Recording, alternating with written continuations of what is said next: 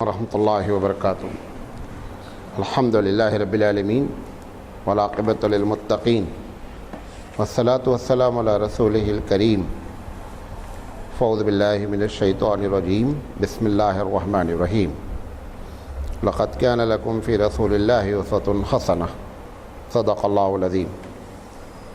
محترم حضرات، ہم سیرت رسول اکرم صلی اللہ علیہ وسلم پر سلسلے وار پروگرام کر رہے ہیں، اور آج اس کا 189 سیریل ہے۔ ہم بات کر رہے ہیں اس بات پر کہ اللہ کے رسول صلی اللہ علیہ وسلم نے امت مسلمہ کی تربیت کس انداز میں کی کہ سوسائٹی میں امن و امان برقرار رہے، اس بات پر ہم بات کر رہے ہیں۔ تو ہم نے ایک بات آپ کو بتائی کہ حقوق بیان کیے، سارے حقوق جو موٹے موٹے تھے وہ ہم نے بیان کیے۔ دوسری چیز وہ اچھے اخلاق جس سے سوسائٹی اچھی طرح ڈیولپ ہو، وہ اخلاق اللہ کے رسول نے ہم کو سمجھائے۔ اس میں سے 3-4 ہم نے بیان کیے، آج انشاءاللہ 2-3 ہم اور بیان کریں گے۔ اس میں سے ایک چیز جو ہے وہ امانت داری۔ اردو میں جب امانت کا لفظ استعمال ہوتا ہے تو ہم یہ سمجھتے ہیں کہ کسی نے 100 روپے رکھے ہیں، یہ امانت ہے کہ ہم اس کو 100 واپس کر دیں، یہ بھی امانت ہے۔ لیکن امانت کا ایک بہت وسیع کانسیپٹ، بہت بڑا تصور اللہ کے رسول نے دیا، کیونکہ اس تصور کو اللہ نے سب سے پہلے دیا۔ اللہ کہتا ہے کہ اِنَّا عَرَضْنَا الْأَمَانَةَ عَلَى السَّمَاوَاتِ، کہ ہم نے شریعت کی امانت کو زمین، آسمان اور پہاڑ پر پیش کیا۔ پوری شریعت کو کیا بولتا اللہ؟ امانت بولتا ہے۔ سب لوگوں نے کہا کہ ہم اس امانت کو نہیں اٹھا سکتے، ہم اس تفصیل میں نہیں جانا چاہتے، ہم بتانا چاہتے ہیں آپ کو کہ اس پوری شریعت کو اللہ تعالیٰ نے امانت کہا۔ لہذا وہ جو اردو اسپیکنگ لوگوں کے دماغ میں بات ہے کہ امانت محض وہ 100 روپے 500 روپے آپ نے کسی کے سامان رکھ دیا ہے، وہ امانت کا ایک چھوٹا سا تصور ہے، ورنہ حقیقت میں کیا ہے کہ پوری شریعت کیا ہے؟ امانت ہے۔ اچھا، اب جب آپ امانت کا یہ کانسیپٹ، یہ تصور ہمارے دماغ میں آیا کہ امانت ایک وسیع معنی میں ہے، ایک بہت بڑے معنی میں ہے، تو اس امانت میں سب سے زیادہ محترم وہ امانت ہے جس امانت میں اللہ کا حوالہ دے دیا جائے۔ مثال کے طور پر آپ نے کہا کہ میں خدا کو حاضر ناظر جان کر کہتا ہوں کہ یہ آپ جو میرے پاس چیز رکھ رہے ہیں، میں انشاءاللہ اس کو ایسے ہی آپ کو واپس کروں گا۔ اگر آپ نے اللہ کو حوالہ دے دیا تو ایسی شکل میں اب یہ امانت بہت ہی کیا ہو گئی؟ اہم ہو گئی۔ ہم جو شادی کرتے ہیں، شادی میں جو رشتہ مانگا جاتا ہے اس کو قرآن مجید نے کہا ہے کہ تساءلون بہ والارحام، کہ تم یہ اللہ کے واسطے سے یہ رشتہ مانگ رہے ہو، لہذا یہ جو بیوی ہے یہ تمہاری امانت ہے۔ اب جب وہ بیوی ہے، اس کے جتنے حقوق ہیں وہ ہم کو ادا کرنا ہے۔ اگر ہم اس امانت کو نہیں کریں گے تو گویا ہم نے اللہ سے امانت کا وعدہ کیا اور ہم نے اس امانت کو پورا نہیں کیا۔ بات سمجھ میں آ رہی ہے؟ تو سب سے پہلے دماغ میں یہ بات رکھنی ہے کہ امانت ایک بڑا وسیع مفہوم ہے۔ اللہ کے رسول صلی اللہ علیہ وسلم نے جتنی چیزوں کی تربیت ہماری فرمائی، ہم ہو سکتا ہے نہ بیان کر پائیں آپ کو، لیکن یہ بات آپ ضرور جان لیں کہ آپ کی پوری جو پریکٹیکل لائف ہے، عملی زندگی ہے، وہ اس صفت سے میں پوری کی پوری مکمل ہے۔ قریش نے حضور کے پاس امانت رکھی، پیسے، سونا چاندی رکھتے ہی تھے، کیونکہ اس سے بڑا کوئی بینک امین نہیں تھا۔ بینک تو بہت تھے، کھا لیتے تھے۔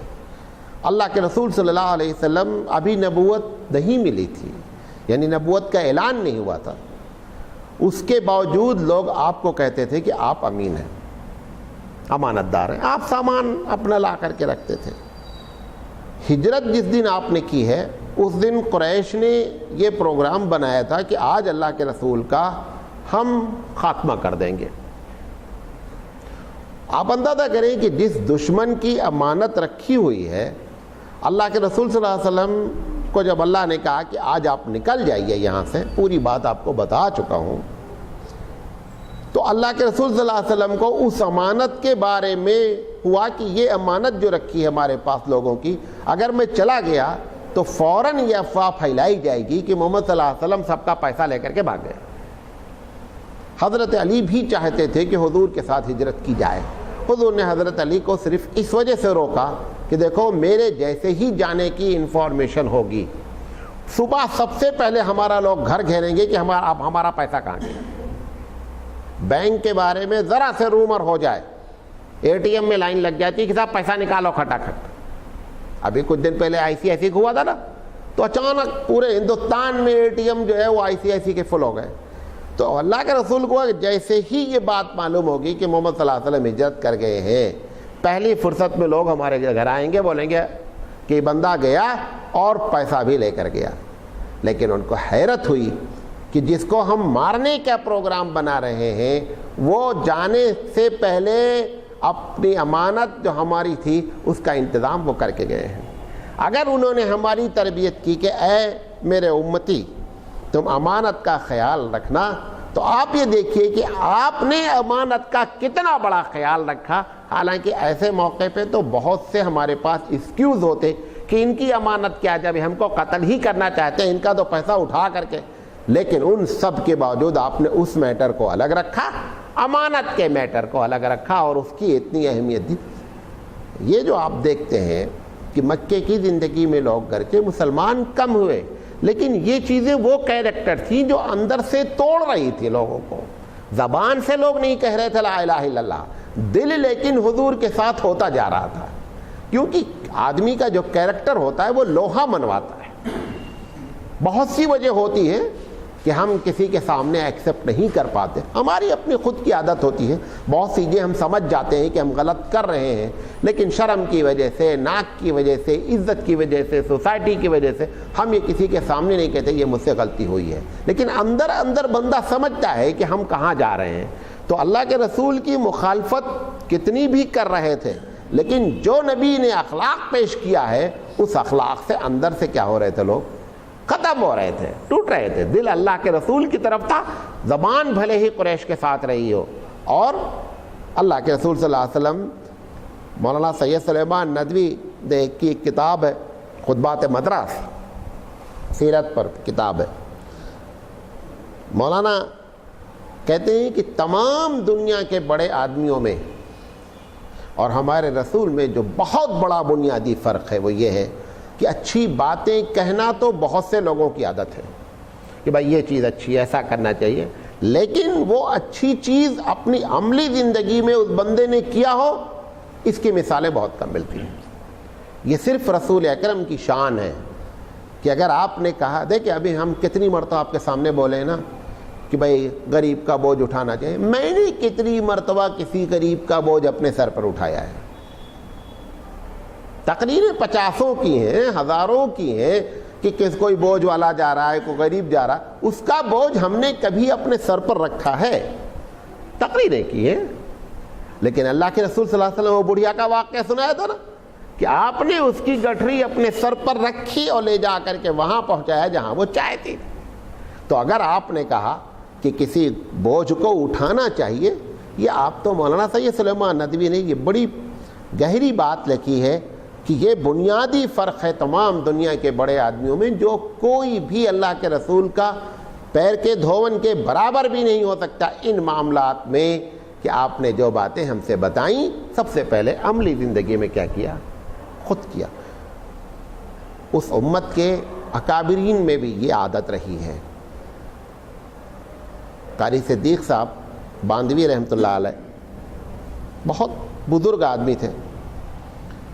باندھا جہاں ان کا مدرسہ ہے اس کی جگہ کا نام ہتھوڑا ہے۔ وہاں مدرسے سے تھوڑی دور پر اسٹیشن ہے.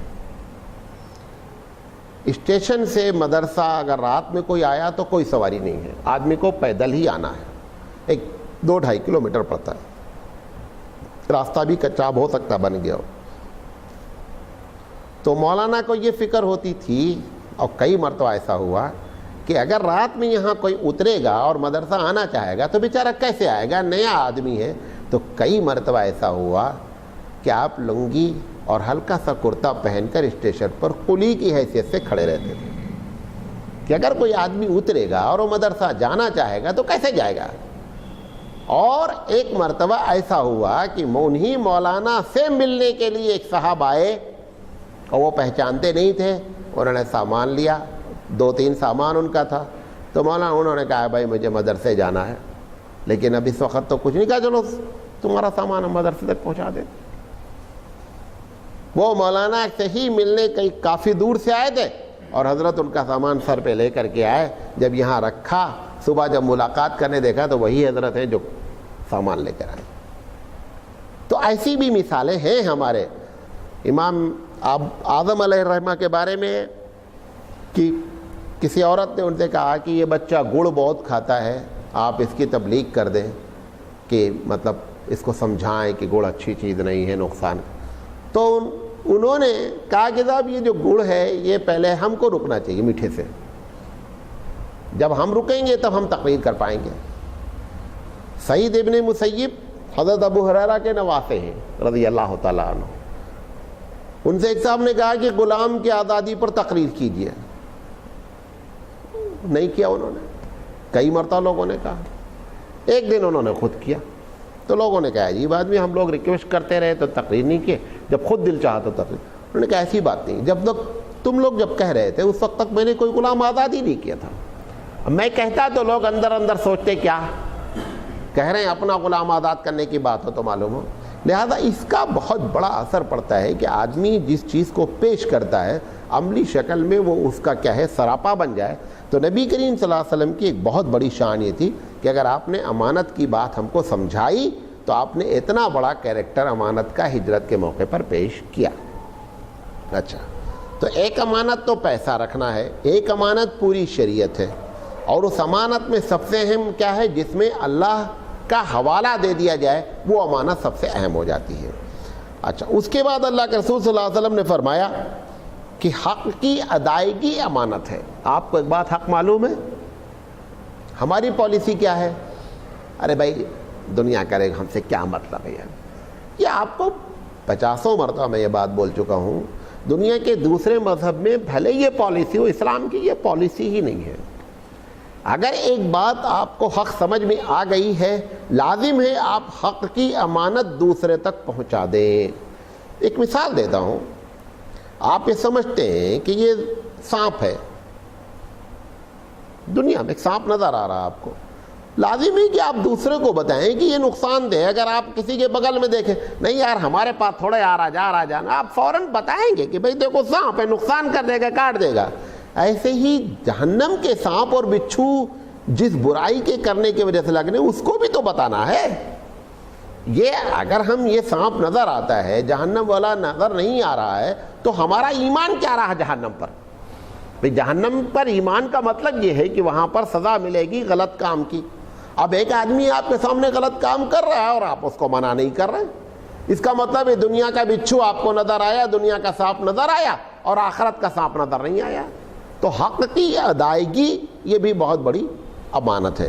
پھر اللہ کے رسول صلی اللہ علیہ وسلم فرمایا کہ مجلس امانت ہے.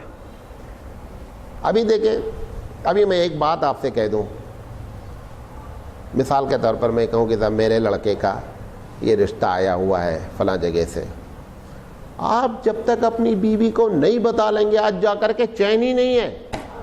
مولانا صاحب آج ایسی سی بات کر رہے تھے, حالانکہ میں نے آپ کی بیوی سے تو نہیں بتایا, آپ سے بتایا. آپ نے کیوں بتایا؟ ہم اپنی بیویوں سے بادادہ باتیں تو غیبت کی کرتے ہیں نا. ایک بڑا اسٹاک جو ہمارا غیبت کا ہے وہ ہم وہاں جا کر اگلتے ہیں. اللہ کے رسول فرمائے کہ مجلس میں جب ایک بات ہوئی ہے تو اس مجلس کی وہ امانت ہے. جب تک کہ وہ اوپنلی نہیں ہوئی ہے آپ بھی اوپن نہیں کریں. پھر آپ نے فرمایا کسی نے مشورہ لیا آپ سے، کسی چیز کا مشورہ لیا، مشورہ امانت ہے. ہم نے آپ سے ایک مشورہ لیا کہ بھائی یہ میں تجارت کرنا چاہتا ہوں، ہم نے ان سے تو نہیں پوچھا، آپ نے ان سے بتایا. بھئی اگر ہم کو ان کو بتانا ہوتا تو ہم انہی سے پوچھ لیتے، ہم نے آپ ہی سے پوچھا، اس کا مطلب ہم نے آپ کو امین جانا مشورے کے بارے میں، اور آپ نے کیا کیا، اٹھا کر کے فوراً داغ دیا. تو مشورہ بھی امانت ہے، مجلس بھی امانت ہے، حق کی بات بھی امانت ہے، اور جو روپیہ پیسہ رکھا جاتا وہ بھی امانت ہے.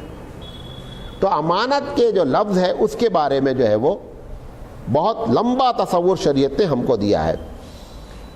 اس کی فضیلت قرآن مجید نے بیان کی، والذین هم لاماناتہم وعہدہم راعون، کہ جو مومن لوگ ہوتے ہیں ان مومن کی یہ صفت ہوتی ہے کہ جب وہ امانت ان کے پاس ہوتی ہے اس کی وہ حفاظت کرتے ہیں. یہ ساری امانتیں جو میں نے آپ کے سامنے بیان کی، یہ ساری کی ساری امانتیں لازم ہے کہ ہم اس کی حفاظت کریں. تو ایک چیز اللہ کے رسول نے ہمکاری تربیت امانت کے بارے میں کی. دیکھیں یہ جتنی باتیں کی جاتی ہیں، معلوم نہیں آپ یہ سمجھ کر آتے ہیں کہ چلو نالج ملے گی، یا میں یہ سمجھ کر تقریر کرتا ہوں کہ نالج، ہمارا تو یہ قطعی مقصد نہیں ہے. ہمارا مقصد صرف یہ ہے کہ آپ ان باتوں کو سنیں، سب سے پہلے ہم اور اس کے بعد آپ. ان چیزوں کو ہم اپنی زندگی میں کیا کریں، اپلائی کریں. اگر زندگی میں اپلائی نہیں ہو رہا ہے تو یہ صرف ذہنی عیاشی ہے، تقریر اور کچھ نہیں. یہ ذہنی انجوائمنٹ ہے، تقریر کا کوئی فائدہ نہیں ہے. لہذا کوشش یہ کیا کریں کہ جو باتیں بتائی جاتی ہیں قرآن حدیث کے حوالے سے بتائی جاتی ہیں اس کو اپنی زندگی میں ہم کیا کریں، اپنائیں. اچھا، اب دوسری چیز اللہ کے رسول نے جو ہماری تربیت فرمائی وہ شرم اور حیا کے بارے میں فرمائی. اس کو ذرا سے کلیئر سمجھیں. یہ تھوڑا سا ایک بات تو آپ نے فرمایا کہ حیا اور شرم ایمان کا ایک پارٹ ہے. الحیا جزء من الایمان، ایمان کا ایک حصہ ہے. بہت الگ الگ لوگ اس کی تفسیر کرتے ہیں. ہے کیا ہے، میں آپ کو مختصر بیان کرتا ہوں. یہ بہت سی مرتبہ آپ نے سنا ہوگا کہ حیا ایمان کا کیا ہے، ایک پارٹ ہے، ایک حصہ ہے. اس کو سمجھنے کی کوشش کریں. ہم دنیا میں جو برائی سے رکتے ہیں اس کی وجہ ایمان ہے. بھئی ہم چوری نہیں کرتے، کیوں؟ اللہ پر ایمان ہے. ہم کسی کو ستاتے نہیں ہیں کہ اللہ ہم کو قیامت میں اس کی سزا دے گا. ہم زنا نہیں کرتے ہیں، ہمیں سمجھتے ہیں شریعت میں حرام ہے. ہم چوری، ساری برائی سے روکتی کون چیز ہے؟ ایمان روکتا ہے. اب اللہ کے رسول کہہ رہے ہیں کہ حیا ایمان کا پارٹ ہے. پتہ چلا کہ برائی سے دوسری چیز جو روکنے والی وہ حیا ہے. دوسری چیز جو آپ کو روکتی ہے برائی سے وہ کون سی چیز ہے؟ حیا ہے. اب مثال کے طور پر ایک چھوٹی سی مثال دے رہا. ایک آدمی اونگھائی لینا چاہتا ہے، یہ جمہائی لینا چاہتا ہے، کر کے کھینچ رہا ہے. اب آپ نے سوچا کہ نہیں، محفل میں بیٹھے ہوئے ہیں، یہ محفل کے ادب کے خلاف ہے. آپ کو یہ حیا نے ہی اس حرکت سے روکا نا. تو جس طریقے سے ایمان بڑے بڑے گناہوں سے روکتا ہے، ایسے ہی حیا بھی ہم کو بہت سے گناہوں سے روکتی ہے. آپ دیکھیں گے بہت سے ایسے لوگ جو خدا اور آخرت کو مانتے ہی نہیں ہیں، مطلب ان کو بلیو ہی نہیں ہے کہ آخرت کوئی چیز ہے، خدا کوئی چیز ہے. اس کے باوجود وہ برائی نہیں کرتے. وہ آخر ان کو کس نے روکا برائی سے؟ ان کو ان کی سوسائٹی کی حیا نے روکا ہے. بات سمجھ رہے؟ اچھا، سوسائٹی میں اور اللہ کے خوف میں بھی حیا برائی سے رکنے میں فرق کیا ہوتا ہے؟ سوسائٹی لمیٹڈ ہے. مولانا احمد سراج صاحب یہاں سے نکلتے ہیں درگت بیل کے، یہاں ہبلی میں شہر میں سب لوگ جانتے ہیں، کوئی ایسی حرکت نہیں کرنے کا، انہوں بھی دیکھ رہے ہیں، یہ بھی ہمارے جان پہچان کے. اب اگر ہم ہبلی کراس کر جائیں گے تو ہمارا اصل کیریکٹر وہاں ظاہر ہوگا، کیونکہ وہاں پر سوسائٹی نہیں ہے. اچھا، اگر ہم خدا کے خوف سے رکیں گے تو خدا ہبلی میں بھی ہے اور باہر بھی ہے. یہی وجہ ہوتی ہے، آپ دیکھیں بہت سے ڈکیت اپنے ایریے میں اتنے اچھے رہتے ہیں کہ لوگ ان کے بارے میں بتاتے ہی نہیں وہ کہاں چھپے ہیں. کیوں؟ کیونکہ وہ اپنے محلے والے، اپنے ایریے والوں کے ساتھ بہت اچھا برتاؤ کرتے ہیں، غریبوں کی مدد کریں گے، شادیوں میں شریک ہوں گے، ان کو پیسہ دیں گے، لیکن باہر وہ مافیا ہیں۔ تو سوسائٹی نے ان کو کیا کر رکھا ہے، اپنے علاقے میں گناہ نہیں کرنے دیتے، اور باہر اللہ شیطان بھی پناہ مانگے ان سے۔ تو یہاں جو بات ہے وہ دونوں باتیں ہیں۔ سب سے پہلی بات تو مومن برائی سے روکتا ہے، کس وجہ سے؟ ایمان کی وجہ سے۔ دوسری چیز جو روکتا ہے وہ کون سی چیز ہوتی ہے؟ حیا کی وجہ سے۔ اس لیے اللہ کے رسول نے فرمایا کہ الحیا جزء من الایمان۔ بات سمجھے میں جو کہنا چاہ رہا تھا؟ نمبر 1۔ اچھا، 3 باتیں ہم آپ کو بیان کرنا چاہتے ہیں۔ ہے چھوٹا سا ٹاپک، لیکن اس کو سمجھنے کی کوشش کریں۔ حیا کہاں پر کرنی چاہیے؟ ایک بات۔ حیا کہاں پر شرم نہیں کرنی چاہیے؟ دوسری بات۔ حیا کب ختم ہو جاتی ہے؟ تیسری بات۔ یہ تینوں باتیں بیان کریں گے۔ سب سے پہلی بات، ہم کو کہاں پر حیا کرنی چاہیے، کہاں پہ شرم کرنا چاہیے؟ سب سے پہلے ایک آدمی کے مروت میں ہم کو حیا کرنی چاہیے۔ مثال کے طور پر آپ کا بڑا بھائی محفل میں بیٹھا ہوا لوگوں سے بات کر رہا ہے، اور آپ دیکھ رہے ہیں کہ یہ گھر بت کہہ رہا ہے میرے پاس تو 5 کار ہے، یہ ہے وہ، اور آپ کو سب معلوم ہے کہ جھوٹ بول رہا ہے، ہمارا بھائی ہے۔ اب آپ اس کے فوراً منہ پر یہ نہیں کہہ رہے ہیں کیا بک رہے ہو یار، آپ کو حیا نے روکا کہ یار اس کی بے عزتی ہو جائے گی۔ اچھا، اب سوال یہ ہے کہ کہاں تک ہم اس کا سرکل کھینچے کہ کب بولیں؟ آگے ہم بتا رہے ہیں، نہیں تو پتہ کیا چلے گا کہ سوسائٹی پوری جھوٹ کا پلندہ ہی ہو جائے گی۔ حیا کی بنیاد پر اگر آپ حیا ہی کو روکیں گے تو ایک چیز کیا ہے کہ مروت۔ اب مثال کے طور پر 2 بھائی، 4 بھائی، یا آپ کا دوست ایک بزنس کر رہا ہے، وہ صاحب آیا کہہ رہا ہے یہ مال کتنے کا ہے؟ اب دونوں شریک ہیں، وہ کہہ رہا ہے یہ مال ہم نے 1200 روپے کا خریدا ہے۔ چھوٹا والا دیکھ رہا ہے یار یہ لایا تو 900 میں، اس سے بول رہا ہے 1200، ٹھیک ہے 50 روپے فائدے میں دیں تو 1250 میں لے جاؤ یار۔ اب چھوٹا بھائی اگر اس وقت بول دے کہ بھیا کیا کر رہے ہو یار، دیکھو اتنا جھوٹ بولتے ہو، اب آپ نے یہاں پر جو کیا یہ مروت کی وجہ سے ہے۔ مروت کتنی کریں گے؟ جب تک شریعت کی مخالفت نہیں ہوگی۔ جب تک شریعت کی مخالفت نہیں ہوگی تب تک مروت نہیں کریں گے۔ اب سوال یہ جھوٹ تو بول رہا ہے، جھوٹ تو بول رہا ہے، لہذا شریعت کی مخالفت ہو جائے گی تو روک ٹوکا جائے گا۔ ایک مثال دیتا ہوں، آپ نے سنا ہے اس کو، اب ہمیں اس انداز میں لے گا۔ اللہ کے رسول کے پاس ایک صحابی نے گھوڑے کے بارے میں گواہی دی، یاد ہے؟ یاد ہے کہ نہیں؟ بولو پھر سے۔ ایک گھوڑا خریدا حضور نے ایک یہودی سے، گھوڑا خریدا کہ مدینے میں آ کے پیسہ دے دیں گے۔ جب مدینہ پہنچے تو یہودی نے انکار کر دیا کہ صاحب ہم نے تو آپ کو بیچا ہی نہیں۔ اب ایک صحابی وہاں ساتھ میں تھے، وہ یہودی کو اللہ کے رسول یاد دلا رہے ہیں کہ فلاں جگہ خریدا، اتنے میں خریدا، فلاں بات ہوئی، اور تم سے کہا مدینے میں پیسہ پہنچ کے دیں گے، تم کہہ رہے ہو ایسی، کہا کوئی بات ہی نہیں ہے۔ کہا اگر تمہارے کوئی بات ہے تو بتاؤ کوئی گواہی لاؤ۔ وہ صحابی سب سن رہے تھے، انہوں نے کہا میرے سامنے تم نے گھوڑا بیچا ہے۔ کتنے میں بیچا؟ وہ سب ساری باتیں تو سن چکے تھے، کہا اتنے میں بیچا، فلاں جگہ بیچا، اور تم نے کہا مدینے میں۔ اب اللہ کے رسول صلی اللہ علیہ وسلم اس وقت خاموش رہے، بولے نہیں، حالانکہ جھوٹ بول رہے تھے وہ۔ اب اگر اسی وقت اللہ کے رسول یہ کہہ دیتے ان صحابی سے شٹ اپ یار، کیا بولتے ہو، تمہیں شرم نہیں آتی؟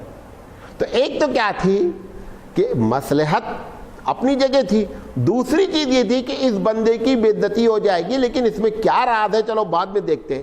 ایسے موقع پر حیا کی وجہ سے اس کی عزت کو برقرار رکھا گیا۔ ٹھیک ہے، دوسری دلیل دے رہا ہوں۔ حضرت عائشہ صدیقہ رضی اللہ تعالی عنہ کے گھر حضور تھے، دوسری بیوی نے میٹھا بھیجا، انہوں نے میٹھا جب دیکھا تو انہوں نے کہا کہ میرے گھر باری ہے، یہ عورت نے کیوں بھیجا میٹھا؟ سوکن کی آپس میں، انہوں نے کھینچ کے مارا اور اس کا میٹھا بھی گیا، کٹورا بھی ٹوٹا۔ اب اللہ کے رسول صلی اللہ علیہ وسلم نے اس آدمی کے سامنے جس کے سامنے حضرت عائشہ نے یہ کام کیا تھا، عائشہ کو ڈانٹا نہیں، ان کی مروت کی. کتنی مروت کی؟ جب تک شریعت کی مخالفت نہیں ہوئی. اگر شریعت کی مخالفت ہوتی تو آپ کو یہ بھی بتا دیں کہ نبی کا جو ڈسٹنگوش ہے، امتیاز ہے عام لوگوں سے، نبی غلط بات پر خاموش نہیں رہتا، یہ پکا جان لیں. حضرت موسیٰ کے بارے میں بتایا تھا کہ موسیٰ نے خضر علیہ السلام سے وعدہ لیا کہ بات آپ جو بھی کریں گے میں پوچھوں گا نہیں. وہ ایک حرکت کی، انہوں نے پوچھ لیا کہ حضرت یہ تمہیں کیوں کیا؟ بولے تم سے وعدہ لیا تھا نا. کہا اچھا ٹھیک ہے، دوبارہ نہیں بولے. دوبارہ پھر انہوں نے کام کیا. موسیٰ علیہ السلام نے پھر پوچھا کہ تم نے یہ کام کیوں کیا؟ انہوں نے کہا تم سے بولا تھا نا کہ تم بولنا نہیں. کہا اچھا اب نہیں بولے. انہوں نے پھر تیسری غلطی کی. پھر تینوں مرتبہ موسیٰ علیہ کیوں؟ نبوت کا تقاضا تھا کہ خضر کو ٹوکا جائے. وہ دیکھنے میں خضر کا کام کیا تھا؟ غلط تھا. اس کی بعد میں مصلحت جو کچھ تھی وہ ایک الگ میٹر ہے. جس وقت تک وہ مصلحت نہیں معلوم تھی اس وقت تک وہ نبوت کی شان کے کیا تھا؟ خلاف تھا. تو میں یہ نہیں کہنا چاہتا ہوں، میں کہنا چاہتا ہوں کہ اگر شریعت کے آگے مثال دے رہے ہیں، اگر شریعت کی مخالفت ہو رہی ہے تو پھر ایسی جگہ پر خاموشی نہیں اختیار کی جائے گی. جب تک نہیں مخالفت ہو رہی ہے تب تک آدمی اس کی مروت میں. مثال کے طور پر ایک آدمی بیٹھا ہوا ہے محفل میں، ناک کھود رہا ہے. اب آپ اریٹیٹ ہو رہے ہیں. اب آپ ایک شکل یہ ہے کہ آپ اشارے سے کہہ دیں. دوسرا یہ ہے کیا بولے یار کیا جی ناک میں انگلی ڈالتے رہتے. اگر آپ ایسے بولیں گے تو پوری محفل میں اس کی کیا ہوگی؟ بے عزتی ہوگی. اب یہاں پر مروت کا لحاظ رکھتے ہوئے آپ خاموش ہیں جبکہ آپ کو تکلیف پہنچ رہی ہے. سمجھے نہیں؟ تو ایک وجہ ہوتی ہے حیا وہاں کرنا ہے جہاں پر مروت کا لحاظ رکھنا ہے. شرط کیا ہے؟ شریعت کی مخالفت نہیں ہونی چاہیے. بات سمجھ گئے؟ نمبر 2، حیا وہاں کرنی چاہیے، یہ سب سے بڑی، جہاں گناہ ہونے کا خطرہ ہے وہاں حیا کریں. جیسے ایمان گناہ سے روک رہا ہے ایسے حیا بھی انسان کو گناہ سے روکنا چاہیے اور حیا کرنی چاہیے.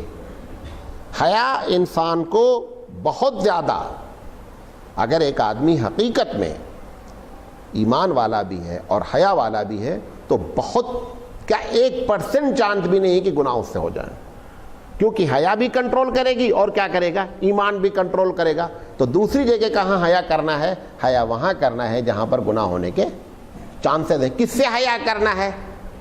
سوال یہ کس سے؟ دونوں سے حیا ہو سکتی ہے. سوسائٹی سے بھی، کیونکہ جو کچھ آپ کر رہے ہیں یہ سب ریکارڈ ہو رہا ہے. سب ریکارڈ ہو رہا نہیں ہو رہا کہ اللہ کے سامنے یہ فائل کھلے گی. اب اللہ سے حیا کہ کیا معاملہ بنے گا جب اللہ سب کے سامنے فائل کھول دے گا. لہذا اللہ سے حیا، اسی کا نام ایمان ہے. اسی کا نام کیا ہے؟ ایمان ہے. پبلک سے حیا کہ اگر پبلک ہمارے بارے میں جب ایسے ہم بہت بڑے مولانا بنے پھر رہے ہیں. پبلک اگر جان جائے گی تو پھر سب سے بڑی بات، مولانا کی ذات پر اعتراض ہونا بڑی بات نہیں ہوتی ہے. ہماری وجہ سے دین بدنام ہوتا ہے. یہ بہت بڑا خطرہ ہوتا ہے ایک دیندار آدمی کے غلط کام کرنے سے. ایک کوئی بھی XYZ زنا کر لے شہر میں، ادھر ادھر ہو کے بات ختم ہو جائے گی. اب ایک امام صاحب ایک مسجد کے اگر حافظ جی کے ساتھ ایسا معاملہ ہو جائے خدا نخواستہ تو کیا نتیجہ نکلتا؟ ارے پورے شہر میں 5 منٹ میں نیوز پہنچے گی. حالانکہ ویسے شہر میں پیچھے 2500 زنا ہوئے، کسی کی اطلاع نہیں، لیکن اگر اس کا ہوگا تو فوراً پہنچے گی، کیونکہ اس کی وجہ سے دین بدنام ہوتا ہے. لہذا یہ بھی ہم کو شرم کرنی چاہیے. تیسری چیز،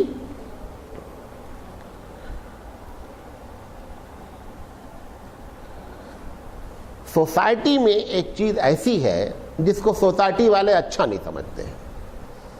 ہم کو چاہیے کہ ہم اس سوسائٹی کا لحاظ رکھیں. جس بھی سوسائٹی، یہ ہر سوسائٹی کی الگ الگ ہو. مثال دیتا ہوں آپ کو. عربوں میں ڈکار لینا بہت برا ہے. مطلب آپ جا کر کھانا کھائے یا کچھ کیے، آپ نے ڈکار لی، اگر عرب کے سامنے آپ نے لے لی تو سمجھ جاؤ کہ ریا خارج ہو جائے تو ان کو کوئی پرواہ نہیں. آواز سے. لیکن اگر ڈیکار تم نے لے لیا نا, وہ ان کی بہت برا ہے. اب وہاں پر ہم کو حیا کرنی چاہیے کہ ہم ایسی سوسائٹی میں وہ حرکت نہیں کریں جو اس سوسائٹی کے لیے. اچھا, آپ کی سوسائٹی میں ڈیکار لینا اتنا برا نہیں ہے, ریا خارج کرنا برا ہے. آواز سے ایک آدمی ریا خارج کر دیا, اب کیا کرو بھائی, فطری چیزیں کیا کریں, اس کو روک نہیں. آپ کو سوسائٹی سے حیا کرنی چاہیے, سمجھے نہیں. تو تیسری چیز کیا ہے کہ جو چیزیں سوسائٹی میں اچھی ہے, ادب والی ہیں اور شریعت کی مخالفت بھی نہیں ہے, ہم کو ہر اس سوسائٹی کے کلچر کا لحاظ رکھتے ہوئے معاملہ کرنا چاہیے. اب مثال کے طور پر شادی ہوئی, لوگ دولہے سے ملتے ہیں, گلے ملتے ہیں, مبارکباد دیتے ہیں. بعض علاقے میں کچھ نہیں کرتے. اب آپ دیکھ رہے ہیں کہ اس علاقے میں ایسا ہے, تو ہم کو چاہیے کہ ہم اس علاقے کے رواج کے مطابق عمل کر لیں, اس لیے کہ وہ کوئی شریعت کی مخالفت نہیں ہو رہی. ہر جگہ یہ بات نوٹ رکھیں بریکٹ میں, شریعت کی مخالفت نہیں ہونی چاہیے. لہذا ہم اتنا ہی کریں گے جب تک شریعت ہم کو کیا کرے گی, پرمیشن دے گی. اسی طریقے سے حیا ہم کو وہاں کرنی چاہیے. یہ جو بے حیائی پھیلتی ہے نا, جیسے کپڑا پہننا ہے, جس علاقے میں جیسا کپڑا پہنا جاتا ہے آدمی کو چاہیے کہ اس کا خاص خیال رکھے. نہیں میں ایسا پہنوں گا, ہم سے کیا مطلب, ہماری آزادی ہے, ٹھیک ہے آزادی اپنی جگہ ہے, لیکن اگر ایسا سوسائٹی نہیں ہے تو ایسی جگہ پر ہم کو اسی قسم کا لباس, یہ جو بے حیائی پھیلتی ہے ایسے ہی پھیلتی ہے. بڑوں کا ادب میں حیا رکھنا چاہیے. مثال کے طور پر میں آپ سے بڑا ہوں عمر میں, اب ایک آدمی محلے والا یا آپ کے والد صاحب کے ساتھ آپ بیٹھے ہوئے آدمی آپ کے والد سے بات کر رہا, اب آپ بیچ میں پٹ پٹ بول رہے ہیں. بھائی وہ آپ سے بات کرنے نہیں آیا ہے. اب وہ باپ والد صاحب جو بھی, مثال کے طور پر آپ سمجھ رہے ہیں کہ نہیں کچھ باتیں غلط بھی ہو رہی, پھر بھی آپ خاموش رہے حیا کی وجہ سے, کیونکہ وہ کیا ہے, بڑا آدمی, اس کا لحاظ کرنا چاہیے. کب تک خاموش رہیں گے, جب تک شریعت کی مخالفت نہیں. اچھا, ایک عالم, اب بات کبھی کبھی ایسا ہوتا ہے, یہاں بھی ہوتا ہے, 2-4 کتاب پڑھ لیتے ہیں لوگ تو وہ عالم ہو جاتے ہیں. اب ایک عالم سے فتویٰ پوچھ رہا ہے, ایک آدمی مسئلہ پوچھ رہا ہے, یہ بیچ میں لقمہ دے رہے ہیں. بھائی وہ آپ سے پوچھتا تو آپ لقمہ دیں, وہ آپ سے نہ پوچھ کر ایک عالم سے پوچھ رہا ہے. آپ کو معلوم بھی ہے کہ یہ عالم ہے, اس کے باوجود بھی پٹ پٹ بیچ میں بولے جائیں گے. یہ ایسی جگہ پہ شرم کرنا چاہیے. حضرت عبداللہ بن عمر رضی اللہ تعالیٰ عنہ, حضرت عمر رضی اللہ تعالیٰ عنہ کے صاحبزادے ہیں. حضرت عمر بھی بیٹھے تھے, عبداللہ بن عمر بھی بیٹھے تھے, حضور صلی اللہ علیہ وسلم اور بھی کئی صحابی بیٹھے تھے. حضور صلی اللہ علیہ وسلم نے کہا کہ مومن کی مثال اللہ نے ایک درخت سے دی ہے, بتاؤ وہ درخت کون ہے. اب سب لوگ, ابو بکر جیسا آدمی بیٹھا تھا خاموش, نہیں بتا پایا. حضرت عمر جیسا آدمی. عبداللہ بن عمر کہتے ہیں کہ میرے دماغ میں فوراً آیا کہ یہ فلاں درخت ہے, لیکن میں نے سوچا نا کہ اتنے بڑے بڑے لوگ ہیں, ان کے سامنے اگر ہم بولیں گے نا تو یہ اچھی چیز نہیں ہے. یہاں پر حیا کی وجہ سے انہوں نے کیا کیا, خاموش ہے. اچھا, ان کو یہ بات معلوم تھی کہ اس سوال کا جواب اگر میں نہیں بھی دوں تو سامنے کون بیٹھا ہوا ہے, رسول اکرم صلی اللہ علیہ وسلم بیٹھے ہیں, آخر میں جواب آنا ہی آنا ہے. ایسا نہیں ہوگا کہ جواب ہی ختم ہو جائے گا, جواب آئے گا, اللہ کے رسول دیں گے. اب وہ سب لوگ سے جب خاموش ہو گئے, حضور اعظم فرمایا وہ کھجور کا درخت ہے. عبداللہ بن عمر رضی اللہ تعالیٰ عنہ کہتے ہیں بعد میں اپنے باپ سے کہ ابا مجھے وہ جواب معلوم تھا. حالانکہ حضرت عمر کہتے ہیں بولتا تو نا تو مجھے بہت خوشی ہوتی ہے کہ میرا بیٹا جواب دیا. دیکھیں یہ دوسری بات ہو گئی, یہ دوسری بات ہو گئی. دنیا میں 2 آدمی ایسے ہیں جن کو حسد نہیں ہوتا ہے, اور اگر حسد ہو جائے تو ڈپلیکیٹ ہے. کیا سمجھے میری بات؟ 2 آدمی دنیا میں ایسے ہیں جن کو حسد نہیں ہوتا, اور اگر ان کو حسد ہو جائے تو وہ کیا ہیں, ڈپلیکیٹ ہے. نمبر 1 باپ, نمبر 2 ٹیچر.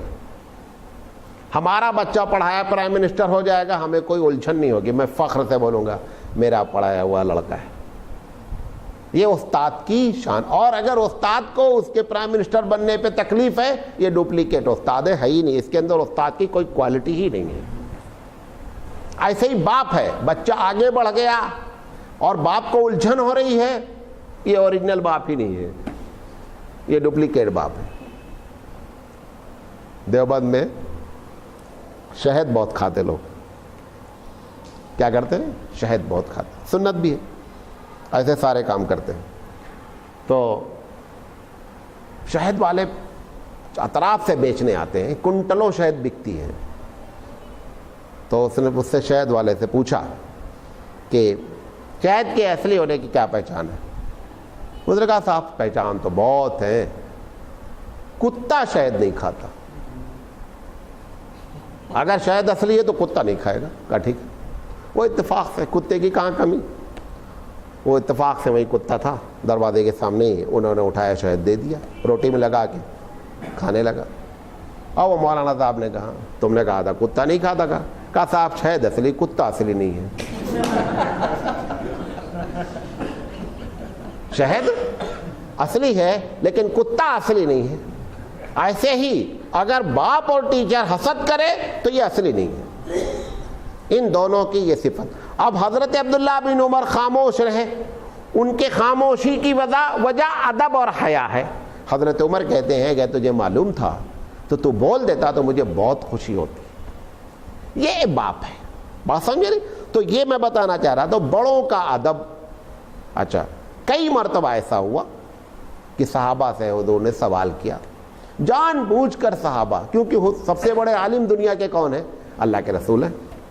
اللہ کے رسول کے سامنے اب جیسے حضور سے پوچھا آج کون سا دن ہے, معلوم نہیں تم کو آج کون سا دن ہے؟ سب کو معلوم ہے. صحابہ خاموش بیٹھے کہ میں اب اللہ کے رسول کے سامنے کیا بولوں, آپ کس مقصد سے, کس مصلحت سے پوچھ رہے ہیں آج کون سا دن ہے, کون سی تاریخ ہے؟ سب خاموش, جانتے سب تھے.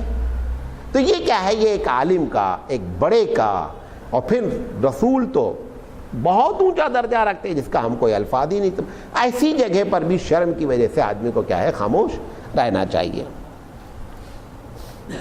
لڑکیوں کے لیے, عورتوں کے لیے جہاں پر اختلاط کا معاملہ ہے وہاں پر حیا ان کو سب سے زیادہ شو کرنی چاہیے. اختلاط سمجھتے ہیں؟ ملاوٹ. جہاں پر مرد, مثال کے طور پر 2-4 مرد باتیں کر رہے ہیں. اب آپ دیکھیں, آپ سامان خریدنے گئے, آپ کے لیے ابھی آپ دکاندار سے آپ بات کر رہے ہیں, یہ لقمہ دے رہے ہیں بیچ میں, یہ شرم کرنی چاہیے. جب آپ بات کر رہے ہیں اور دیکھ رہے ہیں ریٹ کیا ہے, نہیں آپ چپ رہیے. اب یہ بیچ میں جو بول رہی ہے نا, یہ اس کا مطلب اس کے پاس حیا نہیں ہے. یہ حیا کی شارٹیج ہے. اور وہ حیا کی شارٹیج وہ بھی ایک الگ مسئلہ ہے. وہ شارٹیج ہوتی کہاں سے؟ وہ ہماری وجہ سے ہوتی ہے.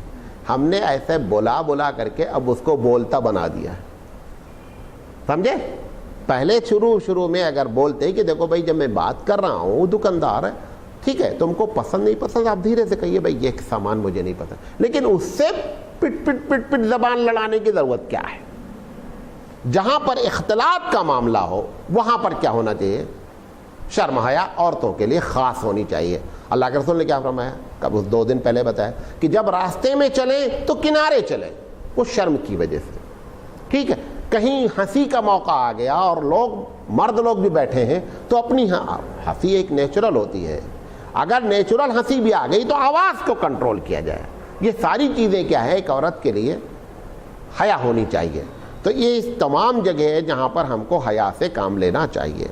اچھا, اب حیا سے کہاں کام نہیں لینا چاہیے وہ بھی سن لیجئے.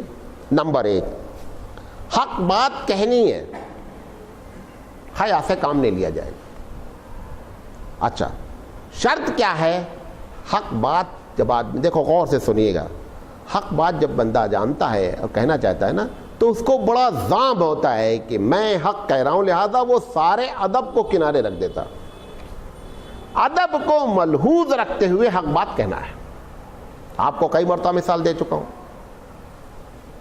میں اپنی ماں سے کہوں کہ باپ کی جورو کھانا دے, حق بات کہہ رہا ہوں, لیکن یہ کہنے کا انداز ہے.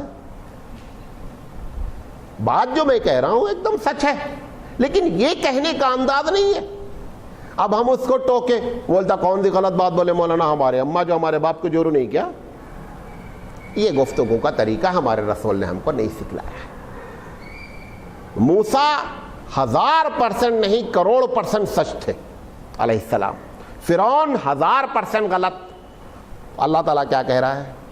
کہ موسیٰ علیہ السلام سے موسیٰ جب جانا تو لہجہ ذرا نرم رکھنا ہے، حالانکہ سچا سچ بات کہنے جا رہا ہے، صرف سچ بات کی بات نہیں ہے، نبی ہے، سچا ہے، سچ بات کہے گا۔ پروردگار عالم تربیت کیا کر رہا ہے کہ موسیٰ علیہ السلام جب جانا نا تو بات ذرا نرمی سے کرنا، حالانکہ یہ بھی اللہ کو معلوم تھا کہ موسیٰ کی بات ہی نہیں سنے گا، بھائی اس کا تو سب معلوم ہے، تو علیم بذات الصدور ہے، اس کے باوجود بھی موسیٰ کی تربیت مقصود تھی۔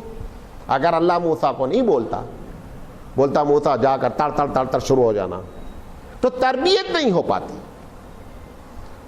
اللہ کو یہ بات معلوم تھی کہ جو یہ کہنے جا رہے ہیں اس کا کوئی اثر نہیں ہوگا، لیکن اس کے باوجود بھی پروردگار عالم ہم کو اور پوری دنیا کو بتانا چاہتا ہے کہ صحیح بات کہی جائے، لیکن ادب کے اندر رہتے ہوئے، اور اس بات کو کہ کون سی سوسائٹی میں یہ بات کہنے سے کیا اثرات مرتب ہوں گے۔ تو کہاں نہیں حیا کرنی ہے، حق بات میں حیا نہیں کرنی، بولنا ہے۔ کسی نے آپ کو اپنی مجلس سے بلایا ہے کوئی مشورہ دینے کے لیے، کیا مشورہ ہوتا کیسے ہے؟ جو رائے ان کی وہ رائے میری۔ ارے بیوقوف تو آنے کی یہاں ضرورت کیا ہے؟ تم کو بلایا گیا ہے اپنی رائے کے لیے۔ وہ بولے ہاں ہم بھی حسن نندی بیل کی طریقے سے سر ہلا رہے ہیں، نہیں، آپ کی جو سمجھ میں آتا ہے آپ بتائیں، یہ امانت ہے۔ ابھی میں نے بتایا مشورہ ایک امانت ہے، سر نہیں ہلائے، آپ کی جو بات سمجھ میں آ رہی ہے آپ بتائیں، بھلے لوگوں کو اچھی لگے یا بری لگے، شرط کیا ہے؟ بتانے کا انداز نہایت ادب کے ساتھ۔ ایک بات۔ دوسری چیز، برائی جو روکنا ہے اس میں حیا نہیں کرنی ہے۔ ایک چیز بری ہو رہی ہے، حرام ہو رہا ہے، شریعت کی مخالفت ہو رہی ہے، آپ اس کے بعد اللہ کے رسول نے کیا کہا؟ اللہ کے رسول نے کیٹیگری بیان کر دی کہ من رأى منکم منکرا فلیغیرہ بیدہ۔ پہلی بتائی، یہ نہیں کہا برائی دیکھو ہاتھ سے روکو، فإن لم یستطع فبلسانہ، اگر ہاتھ سے روک نہیں سکتے زبان استعمال کرو، فإن لم یستطع فبلسانہ، فإن لم یستطع بلسانہ فبقلبہ، اور اگر زبان سے بھی نہیں روک سکتے ہو تو زبان سے، دل سے برا جانو، اور ذالک ضعف الایمان، یہ ایمان کا آخری درجہ ہے، او کما قال۔ یہ نہیں کہا ٹھیک ہے برائی ہونے دو، شانتی سے بیٹھے ہوئے موج کرتے رہو، یہ نہیں کہا گیا۔ تین کیٹیگری بیان کر دی کہ اس طریقے سے برائی کو روکنا ہی روکنا ہے، حق بات کہنی ہی کہنی ہے، یہاں پر کوئی شرم نہیں ہے۔ نمبر 3، شریعت پر عمل کرنے میں۔ اب نماز مسجد ٹرین میں جا رہے ہیں، اب نماز کا وقت ہو گیا ہے، لوگ کیا کہیں گے یار اگر ان کے سامنے نماز پڑھے؟ ارے پاگل ہے، ان کو کہنے دو۔ شریعت پر عمل کرنے میں ہم کو حیا نہیں کرنی ہے، ہم کو اپنی نماز پڑھنی، ان کو اچھی لگے تو، ان کو بری لگے تو۔ سنت پر عمل کرنا ہے، ہمارا پائجامہ اونچا رہے گا تو لوگ کہیں گے کیسا، کہنے دیجئے، بکنے دیجئے۔ آپ کو اطمینان رہنا چاہیے کہ ہم اس نبی کی بات مان رہے ہیں جو دنیا میں سب سے افضل ہے۔ ہمارے اللہ کے رسول نے سکھلایا کہ اگر لقمہ گر گیا، لقمہ سے مراد روٹی ہے، دال نہیں ہے، لقمہ گر گیا اور زمین معلوم ہے آپ کو پاک ہے، صاف ہے، آپ نے فرمایا آپ اٹھا کر کے جھاڑ کے کھا لیں۔ اب آپ سوچ رہے ہو دیکھ کیا بولے گا، بولنے دو۔ رسول کی سنت پر عمل کرنے میں کوئی حیا نہیں ہونی چاہیے۔ ایران گئے، وہ کھانا کے میں بیٹھے، وہ کھانا کا لقمہ گر گیا، وہ صحابی اٹھانے لگے تو بازو والے ٹھوکر مارے، یہ بہت مہذب لوگ ہیں، ان کے بڑی۔ انہوں نے وہیں پر عربی میں کہا انترک سنت نبینا لہذا الحمقى، ان گدھوں کے بیوقوفوں کے لیے میں اپنے نبی کی سنت چھوڑوں گا، برا مت جاننے دو۔ اب سب لوگ چمچ سے کھا رہے ہیں ایک ایسا کھانا جو نہیں کھایا جا سکتا۔ یا مثال کے طور پر بفے سسٹم ہے، اب لے لیا پلیٹ آپ نے، اسے میں ٹیشو بھی پکڑا دیا، اسے میں روٹی بھی رکھ لیا، اسے میں سالن بھی رکھ لیا، اب یہ بیچارہ پریشان ہے کیسے کھانا ہے، ادھر کر رہا ہے ادھر۔ آپ ایک ٹیبل لیں، چیئر لیں، بیٹھ جائیں، کھانے دو، جانور کی طرح لوگ کھا رہے ہیں۔ اللہ کے رسول خاص کر یہ سسٹم میں کھانے کے بارے میں جس چیز میں منادی آ گئی ہے، اب یہ جب پروگرام ختم ہو جائے گا انشاءاللہ تو ایک سیریل شروع کریں گے منہیات نبوی، کہ اللہ کے رسول نے ہم کو کن کن چیزوں سے روکا ہے، وہ ایک پوری لسٹ آپ کے سامنے کم سے کم 25 پروگرام میں پیش کریں گے، زندگی سے ساتھ دیا تو۔ منہیات نبوی، دیکھیں ایک یہ ہے کہ اللہ کے رسول نے خاموشی اختیار کی، کوئی بات نہیں، لیکن کھڑے ہو کر کھانے سے منع کیا ہے۔ لہذا آپ ایسی جگہ کہیں پہنچے، بڑے لوگ ٹائی پہنے، پینٹ شرٹ پہنے، میں آپ کو بتاؤں بڑی بڑی محفلیں ایسے ہوتی ہیں، 5 اسٹار ہوٹلوں میں جاتے ہیں بیٹھتے ہیں، اب لوگ جان جاتے ہیں، بڑے بڑے لوگ کھڑے کھا رہے ہیں، وہ لا کر کے ہمارے سامنے ٹیبل اور چیئر دونوں رکھ دیتے ہیں، بیٹھ کے ٹھاٹ سے آرام سے کھا رہے ہیں، وہ ٹہل رہے ہیں، کبھی سالن ادھر گر رہا ہے کبھی ادھر گر رہا ہے۔ لہذا سنت کے عمل کرنے میں کوئی حیا نہیں ہونی چاہیے، تیسری چیز۔ چوتھی چیز، رسم و رواج کے خلاف ایک کام کرنا ہے۔ اب مثال کے طور پر ایک دولہا ہے، اب اس کے ہاتھ میں انہوں نے پکڑا دیا پھول کا وہ گٹھا، کیا بولتے ہیں اس کو، وہ بیٹھا ہے ایسے ایسے کرتا رہتا ہے، کیا بولتے ہیں اس کو، اچھا جو بھی بولتے ہیں معلوم نہیں کیا ہے۔ اب وہ پھول کا گٹھا پکڑا دیا، وہ پھول کا گٹھا آپ دیکھیں کہ ہندوانہ ایک رسم ہے، وہ رسم سے نکلا ہے۔ اب آپ سوچ رہے ہیں کیا بولنا یار، یہ تو اپنا بھانجا ہے، فلاں ہے، دھماکہ ہے، نہیں، آپ کو منع کرنا چاہیے کہ یہ جو تم کر رہے ہو نکاح، پھر نکاح بھی اسی طریقے سے پڑھ لو جس کے طریقے سے گٹھر پکڑا ہے۔ نکاح میں تو مولانا سراج کو بلا رہے ہو، مولانا سراج صاحب آپ پڑھیے، یہ اس میں نہیں پوچھا مولانا سراج سے کہ یہ کیا ہو رہا ہے، اچھا اب وہ کیا ہے، نہیں روایت ہے، وہ پھوپھی جان نے بھیجا ہے تو فلاں نے بھیجا ہے، وہ ناراض ہو جائیں گے۔ اللہ کے رسول کو خوش کرو، دنیا کو ناراض کرو۔ تو رسم و رواج کے خلاف کیا ہے، کبھی بھی ہم کو شرم سے رکنا نہیں چاہیے۔ جو ہاں ایسی رسم ہے جو شریعت کی مخالفت نہیں ہے، کسی غیر سے اڈاپٹڈ نہیں ہے، کسی غیر کا کلچر نہیں ہے۔ تینوں الگ الگ جملے بول رہا ہوں، ایسا نہیں بول رہا ہوں کہ روانی بول رہا ہوں، اس کا معنی ہے رسم ہے، غیر سے اڈاپٹڈ نہیں ہے، منتقل نہیں ہوئی ہے، غیر کا عقیدہ نہیں ہے، اس کے مذہب سے اس کا تعلق نہیں ہے۔ یہ جب چیزیں نہیں ہوں گی، اگر کوئی ایسی رسم ہو رہی ہے برداشت کریں، ضروری نہیں ہر جگہ بولیں ہی، برداشت کریں، لیکن جہاں پر آپ کو معلوم ہو رہا ہے کہ یہ چیز شریعت کی مخالفت ہے، آپ کو ہر حال میں حیا شرم کنارے رکھیں، بات بتائیں کہ بات غلط ہو رہی ہے۔ آخری بات کہہ کر ختم کریں، تقریر تو لمبی ہو گئی ہے، 2-3 منٹ اور۔ حیا مرتی کیسے ہے وہ بتا دیں آپ کو۔ آپ بچی کو چھوٹے سے آپ اس کو اسکرٹ پہنانا شروع کر دیجئے، انشاءاللہ حیا مر جائے گی۔ اور اگر اسی بچی کو آپ نے بچپن سے صحیح کپڑا پہنایا ہے، اس کا اگر جمپر بھی پھٹ جائے گا تو اس کو حیا آئے گی کہ جمپر ہمارا پھٹا ہوا ہے۔ تو پہلی بات کیا بتانا چاہتے ہیں کہ حیا مرتی ہے جب آدمی ایک کام لگاتار غلط کرتا رہتا ہے، حیا مر جاتی ہے۔ کیوں؟ کیونکہ حیا کو سینسر دیتا ہے دل۔ غور سے سنیے گا اس جملے کو، حیا کا جو سینسر ہے وہ کون ہے؟ دل ہے۔ اللہ کے رسول کہتے ہیں جب آپ غلط کام کرتے ہیں تو سینسر کو گناہ کیا کرتا ہے؟ کاربن جم جاتا ہے۔ کاربن جمتا معلوم ہے؟ ابھی 2 دن پہلے ہمارے گھر میں لائٹ نہیں آ رہی تھی، میں بولا وہ انورٹر کام نہیں کر رہا، ہم نے کہا بھائی کیا پرابلم ہے، کیا سمجھ میں نہیں آ رہا، ہم نے کہا دیکھو کاربن تو نہیں جمع ہے۔ اب انہوں نے جو اس کو جھاڑا، لائٹ آ گئی۔ تو کاربن کیا کرتا ہے؟ صحیح بیٹری بھی صحیح، انورٹر بھی صحیح، کاربن نے دونوں کو فیل کر دیا۔ دل صحیح، دل کا جو سینسر ہے وہ صحیح، کاربن گناہ نے کیا کر دیا؟ کور کر دیا۔ نتیجہ یہ نکلا کہ دل کام نہیں کر رہا۔ تو جب برابر گناہ کریں گے تو سینسر کیا ہو جائے گا؟ فیل ہو جائے گا۔ لہذا لگاتار اگر آپ ایک غلط کام کریں گے تو حیا کیا ہو جائے گی؟ مر جائے گی۔ نمبر 1، غلط سوسائٹی میں رہ رہے ہیں آپ، دیکھیں بعض علاقے ہوں گے، بعض محلے ہوں گے، وہاں پر ایک کلچر ہو گیا۔ ہمارے گاؤں میں ایک قوم ہے، عورت برس سب باہر ایسے لیٹے رہتے ہیں رات میں، سب باہر لیٹتے ہیں آنگن میں، گرمی میں، آنگن میں نہیں، دروازے پہ، روڈ پر ایسے لوگ آ رہے ہیں جا رہے ہیں، کچھ نہیں، ان کو پتہ ہی نہیں کہ کوئی بات۔ کیوں؟ کیونکہ ایک غلط کام کا کیا کر لیا انہوں نے، اس